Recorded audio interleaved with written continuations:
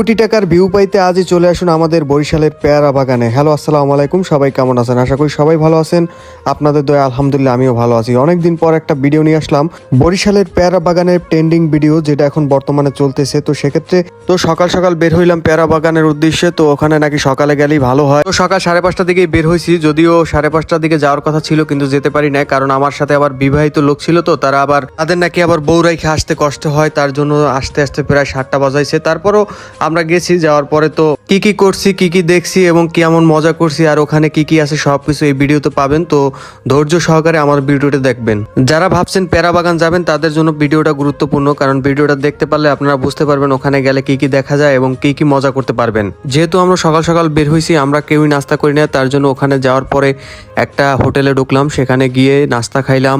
নাস্তা খাওয়ার পরে ওখান থেকে একটা নৌকা ভাড়া নিলাম। ওখানে ঘন্টা হিসাবে নৌকা পাওয়া যায়। তাছাড়া ওখানে আপনি যদি চান যে রিজার্ভ হিসাবে যাবেন, যে ওখানে যে কটা স্পট আছে ঘুরাবে সব জায়গা, তার থেকে আপনি যদি রিজার্ভ যান সেক্ষেত্রে ওটা 1000 টাকা বা 1200 টাকা বা 1500 টাকা নেয়। আমাদের কাছ থেকে 900 টাকা নিছিল।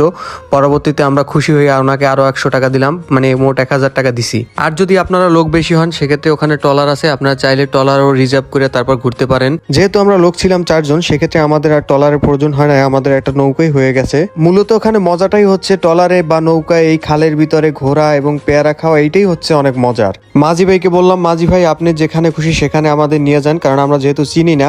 সে বলছে, ভাই আপনাদের কোনো টেনশন করা লাগবে না, আপনাদের যেখানে যেখানে ঘোরানো লাগে আমি ঘুরাবো আপনাদের। খালের দুই পাশে পেয়ারা বাগান, দেখতে বেশ ভালোই লাগতেছিল। আমাদের এই বরিশালে পেয়ারা বাগানে বিভিন্ন জায়গা থেকে লোক আসে। এদিকে তো মনের খুশিতে আমরা সবাই নাচানাচি শুরু করে দিলাম, মানে অনেক ভালো লাগতেছিল। আপনারা যারা যেতে চাচ্ছেন ফ্যামিলি সবাইকে নিয়েও যেতে পারেন, কারণ ওখানে জায়গাটা খুবই সুন্দর, ওখানে গেলে অনেক এনজয় করতে পারবেন। তো আমাদের ওখান থেকে চলে গেলাম ভীমরুল, যেখানে মূলত বাজারটা হয়, সেখানে গেছিলাম।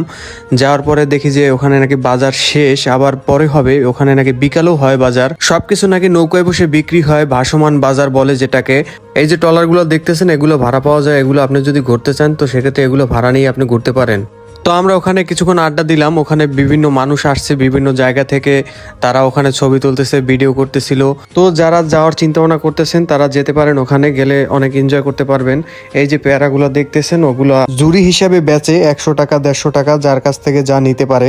আর ওখানে যাবেন, দাদুর হাতে পান খাবেন না তা কেমন হয়? দাদুর হাতের পান সেই মজা আর মজা।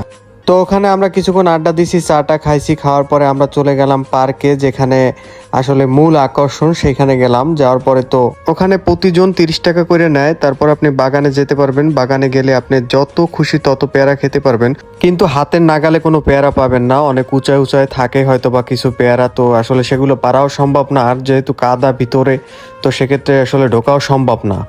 আমরা অনেক চেষ্টা করছিলাম পেয়ারা পারার জন্য, কিন্তু আসলে পেয়ারা পারতে পারি নাই, যদিও অনেক উঁচা উঁচা ছিল, আসলে ওখানে ওটা সম্ভব না। আর যেগুলো নিচে থাকে তারা আগেই মনে হয় বিক্রি করে ফেলে, যার কারণে নিচে আর থাকে না, খাওয়ার মতন সেরকমের কোনো পেয়ারা ছিল না। তবে ব্যাপারটা আমার কাছে খুবই খারাপ লাগছে, যেখানে বলা হয়েছে যে আনলিমিটেড পেয়ারা খেতে পারবেন, অথচ পেয়ারা হাতের নাগালেই নেয়, তো কিভাবে খাবো? যাই হোক, সেটা কোনো বিষয় না। এখানে একটা ভিউ পাওয়া গেছে সেই রকমের, কোটি টাকার ভিউ। এই ভিউ আসলে টাকা দিয়ে কেনা সম্ভব না। এত উঁচায় ওঠার পরে মনে হইতেছে যে মনটা হালকা হয়ে যাইতেছে, ভালোই লাগতেছিল ওখানটা। যদি কেউ চিন্তা করেন যে ওখানে গিয়ে আপনি পেয়ারা খাবেন, সেটা আসলে ভুল হবে, কারণ আপনার ওখানে গেলেও বাইরে থেকে পেয়ারা আপনার কিনা তারপর খেতে হবে। পরে আমরা নিচে নামছি, নামার পরে খালের ভিতরে ছোট ছোট নৌকায় ওরা পেয়ারা বিক্রি করে, এক এক ঝুড়ি 100 টাকা বা 150 টাকা এরকমের। যদিও আমরা এক ঝুড়ি কিনছিলাম, কেনার পরে আমার কাছে ততটা ভালো লাগে না, যেভাবে লাগার কথা ছিল ততটা ভালো লাগে নাই। হয়তোবা আমাদের কপাল খারাপ ছিল, এর জন্য আমরা ভালো পেয়ারা পাই নাই। যদিও ওখানে ভালো পেয়ারাও ছিল, সেটা হয়তোবা আমরা পাই নাই। অনেকেই সাউন্ড-বক্স নিয়ে যায় ট্রলারে, তারপর ঘুরে এবং মজা করে, ভালোই লাগে। যাই হোক, সব মিলিয়ে অনেক এনজয় করলাম, ভালোই লাগলো। তো আপনারা যারা যেতে চাচ্ছেন তো যেতে পারেন।